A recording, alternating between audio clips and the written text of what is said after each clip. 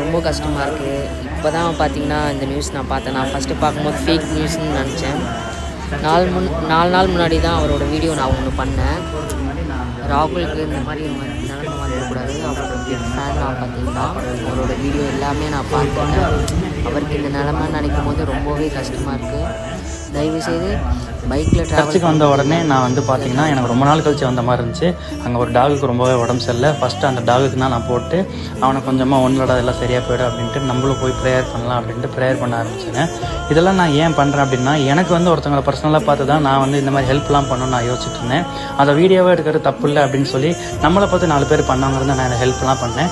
நமக்கு தெரிஞ்ச அம்மாங்களாம் வந்து வழக்கம் போல் பேசினாங்க. அப்புறம் பஸ் ஸ்டாண்டுக்கு போனோம், அங்கே நிறைய கிட்ஸ்லாம் வந்து நல்லா பேசினாங்க.